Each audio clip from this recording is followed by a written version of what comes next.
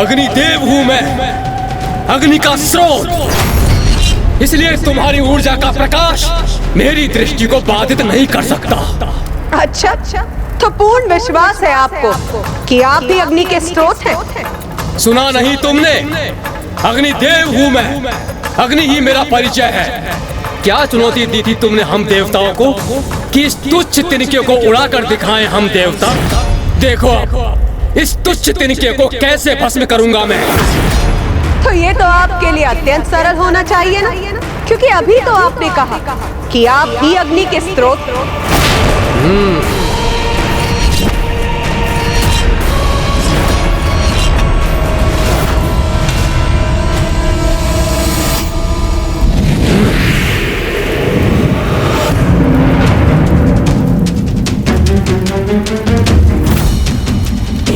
इस तिनके को भस्म करने के उपरांत तुम्हारी अग्नि रूपी ऊर्जा को सोखकर स्वयं के भीतर समाहित करूंगा मैं।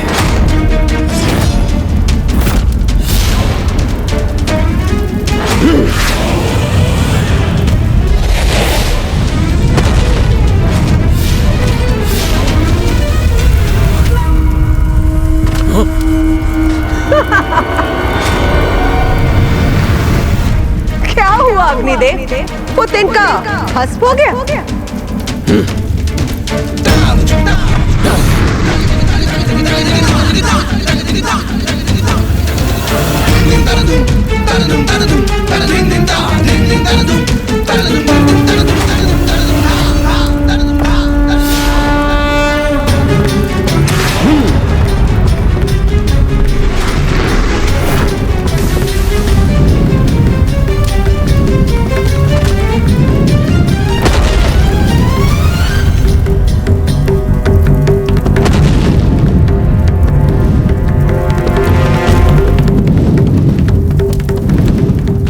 तुम्हारा तिनका इस अग्नि में भस्म होने से कैसे सुरक्षित रह सकता है? वो अवश्य भस्म हुआ होगा। कदाचित वो ज्ञात करने का समय अब आ गया।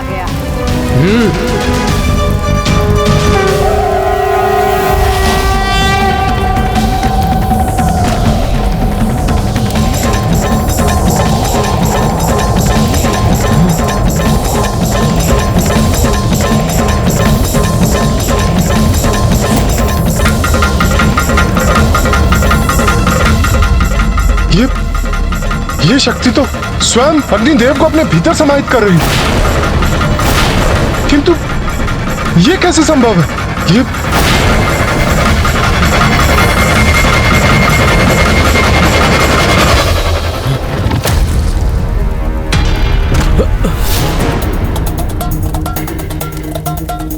बहुत अहंकारी प्रमाणित हुए आप अग्निदेव। अपनी श्रेष्ठता स्थापित करने के लिए आप देवताओं के स्थान स्वर्ग को भी भस्म करने के लिए आतुर थे। मुझे ज्ञात है यहाँ क्या घटित हुआ है। आप सभी देवता अपने सुरक्षित स्थान से उसके साक्षी। तो है कोई और देवता जो इतना शक्तिशाली हो, जो मेरे द्वारा स्थित किए गए इस तिनके को इसके स्थान से उड़ा सके?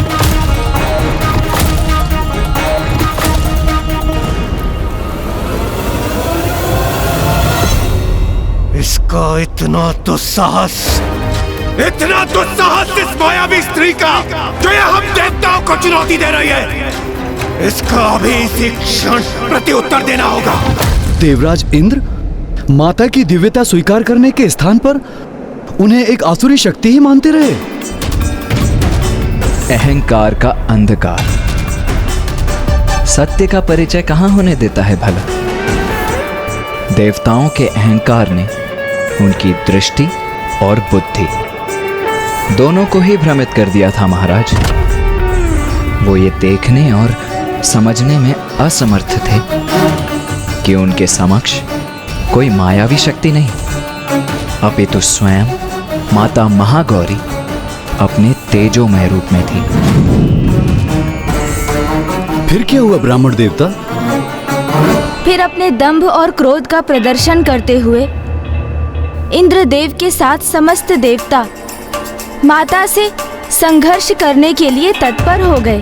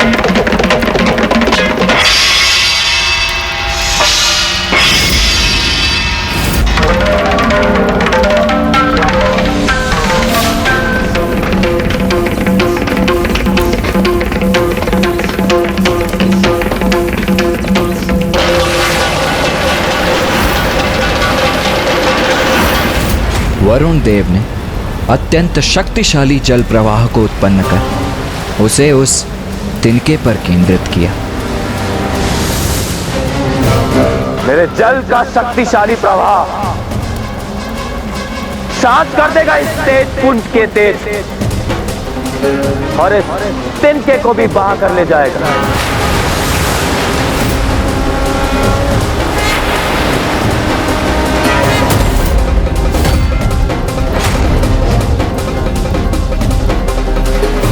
किंतु माता के तेज पुंज का स्पर्श करते ही वरुण देव द्वारा उत्पन्न जल वाष्प में परिवर्तित होकर वायु में समाहित हो गया।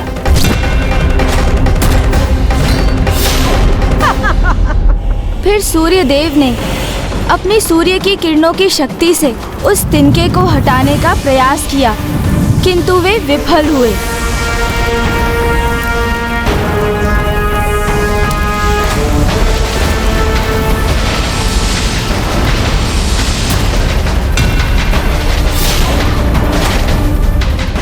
जिसके उपरांत कुबेर देव जी ने भी अपनी गदा का प्रयोग किया।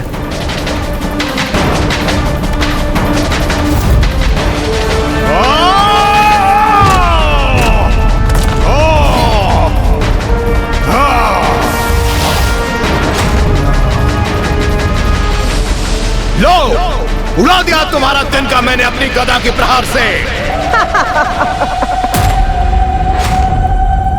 अच्छा, इतना विश्वास है अपनी शक्ति पर, किंतु आपका ये विश्वास निराधार।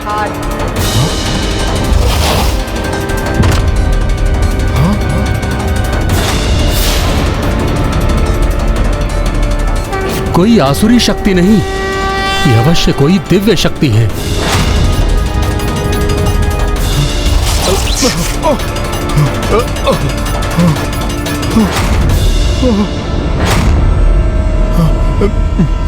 मेरी गदा ही छिन्न भिन्न हो गई और तिनका अभी भी अपने स्थान पर ही स्थित है। कैसे संभव है ये? एक एक करके सभी देवता पराजित हो रहे थे और इस घटनाक्रम के प्रत्यक्षदर्शी देवराज इंद्र के क्रोध में निरंतर वृद्धि हो रही थी। और जब सब देवता असफल हो गए तो स्वयं देवराज इंद्र ने प्रयास करने का निर्णय लिया। बस इतना ही तपोबल है आप देवताओं का। आप सभी अपनी संपूर्ण शक्ति का प्रयोग करके भी इस तिनके को इसके स्थान से नहीं उड़ा सके। स्त्री मायाविनी, मेरी शक्ति के समक्ष तुम्हारा तिनका तो क्या, स्वयं तुम भी नहीं टिक पाओगी।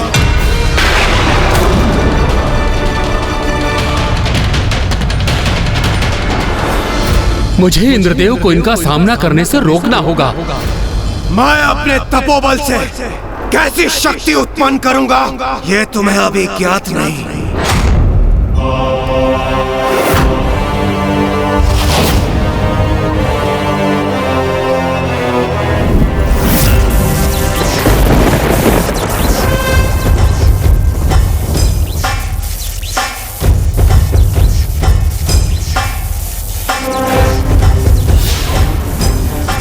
देवराज इंद्र हूं मैं और मैं अपनी वज्र शक्ति से तुम्हारे इस तिनके को भस्म कर दूंगा।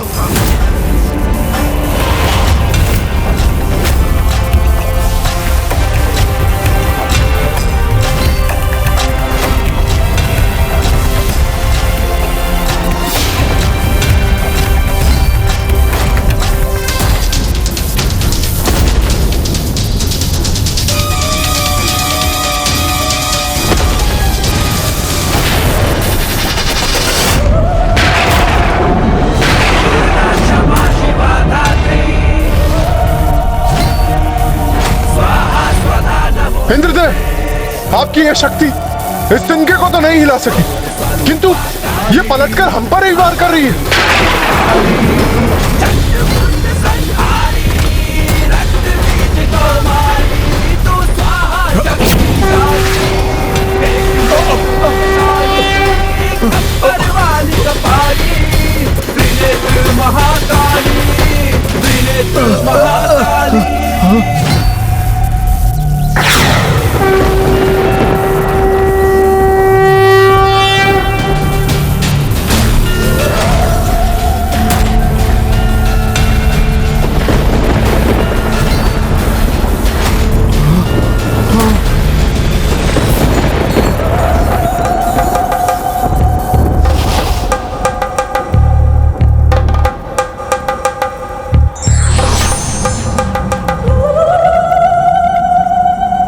आपने मेरी वज्र की शक्ति को बांध लिया, उसकी दिशा को परिवर्तित कर उसे मेघों में समाहित कर हमारी रक्षा की है आपने।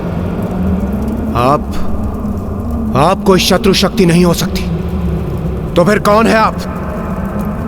कृपया अपना परिचय दीजिए। आप सबके भीतर जो शक्ति उपस्थित है वही हूं मैं।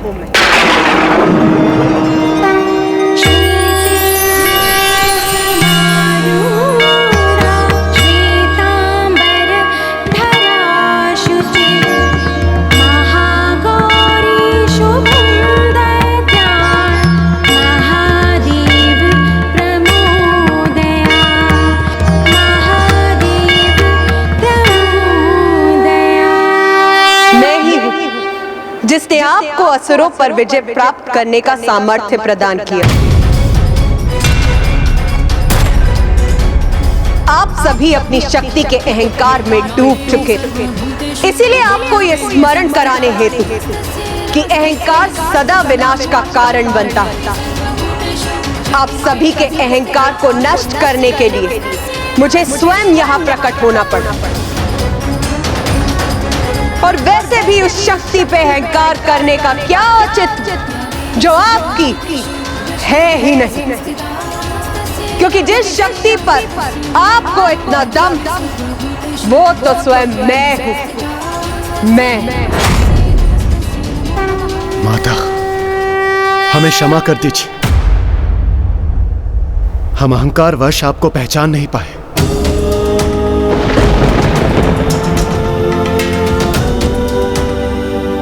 माता, हमसे बहुत बड़ी भूल हो गई, हमें क्षमा कर दीजिए माता।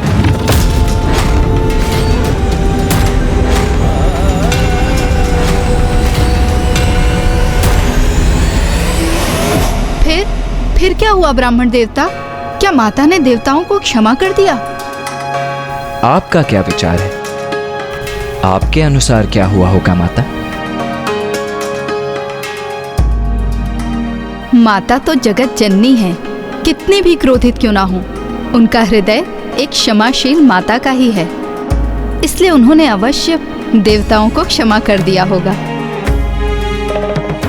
आप सर्वथा उचित कहती है माता। यदि उनका भक्त अपनी भूल को स्वीकार कर लेता है तो माता उसे अवश्य क्षमा करती हैं, क्योंकि भूल तो किसी से भी हो सकती है, किंतु आवश्यक तो ये है कि अपनी भूल को समझकर क्षमा याचना कर उस भूल को सुधारने का संकल्प लिया जाए। तो माता, महाराज, देवराज इंद्र एवं समस्त देवताओं ने माता महागौरी का स्तुति गान किया, जिससे माता का क्रोध शांत हुआ और माता ने देवताओं को क्षमा भी किया। आप सभी निष्कपट और निष्ठा भाव से अपनी भूल का प्रायश्चित कर रहे हैं, इसीलिए मैं आप सभी को क्षमा करती। किंतु स्मरण रखिए, देवता हैं आप, जगत कल्याण कर्तव्य है आपका,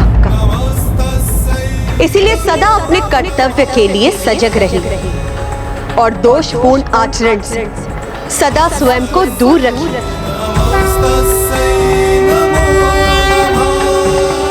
माता की शक्ति तो अमोघ है और पूर्ण निष्ठा और भक्ति से उनकी उपासना करने वाले भक्त के सभी कलुष धुल जाते हैं। पूर्व काल में किए गए पाप मिट जाते हैं और भविष्य में दुख, संताप, पाप, रोग ऐसे भक्त के निकट भी नहीं आते हैं। और माता के ऐसे निष्ठावान भक्तों को सकारात्मक शक्तियाँ भी प्राप्त होती हैं। अब हम माता महागौरी की आरती करेंगे।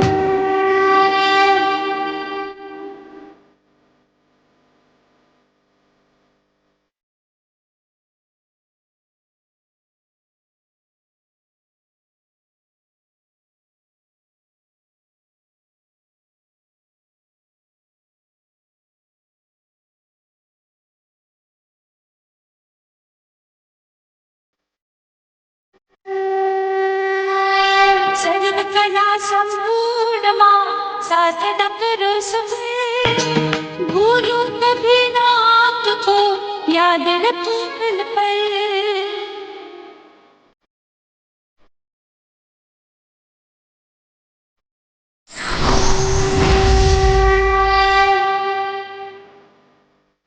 जय महागौरी जय जय महागौरी जय महागौरी।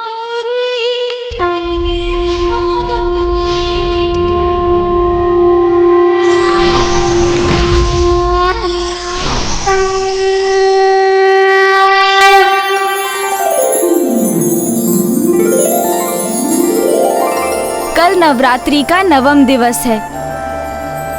कल हम माता के नवम रूप माता सिद्धिदात्री की कथा कहेंगे।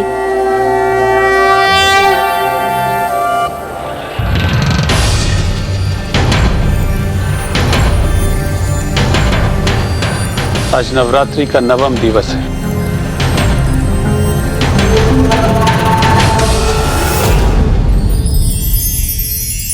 माँ, आज हम महाराज दिवोदास और माता सरला को आपके नवम स्वरूप की कथा सुनाएंगे। हमें आशीष दीजिए कि हम आपकी कथा को संपन्न कर सकें और हमारे यहाँ आने के प्रयोजन को सिद्ध कर सकें।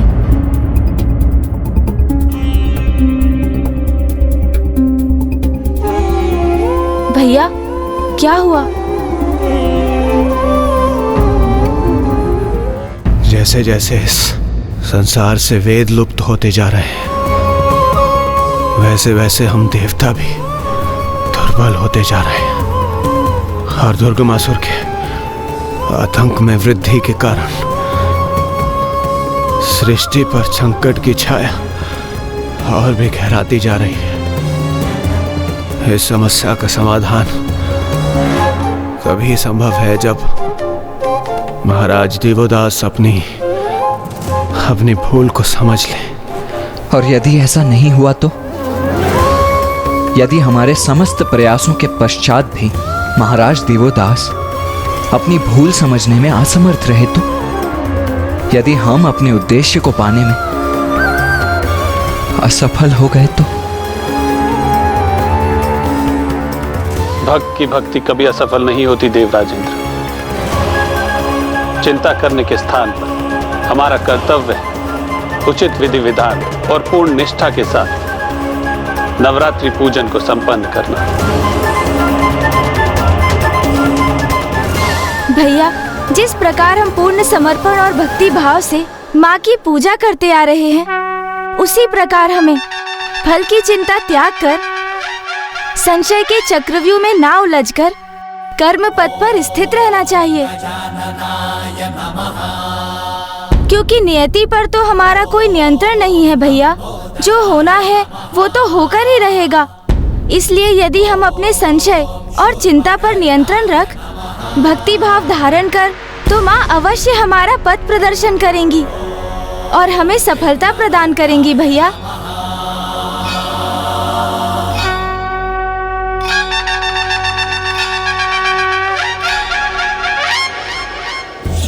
ब्राह्मण देवता, मैं माता के नवम स्वरूप की कथा श्रवण करने के लिए अधीर हो रही हूँ। मैं भी आप दोनों को माता के नवम रूप की कथा बताने के लिए अत्यंत आतुर हूँ माता, क्योंकि इसके पश्चात ही महाराज दिवोदास का अंतिम चित्त भी जागृत हो जाएगा और उन्हें ज्ञात हो जाएगा कि उन्होंने पिताश्री को उनकी काशी से और माता को पिताश्री से विलग कर कितनी बड़ी भूल कर दी है। महादेव, काशी में एक ही राजा हो सकता है।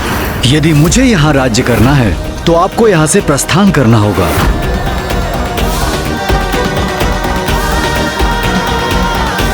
गणेश, माता का नवम स्वरूप अर्थात माता सिद्धिदात्री।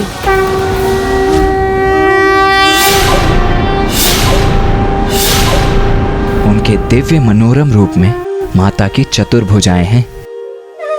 उनके दाहिने ओर के निचले हाथ में चक्र और ऊपर के हाथ में गदा धारण करती हैं माता, और उनकी बाईं ओर के निचले हाथ में शंख और ऊपर के हाथ में कमल पुष्प स्थित है।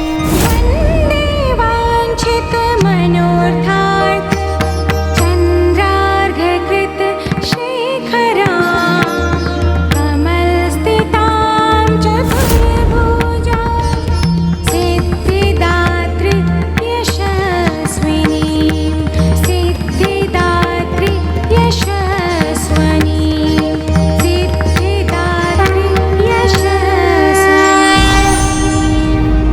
ईश्वर का प्रत्येक स्वरूप हमें हमारे विकारों से मुक्त करता है, साथ ही जीवन पथ पर आगे बढ़ने की प्रेरणा देता है।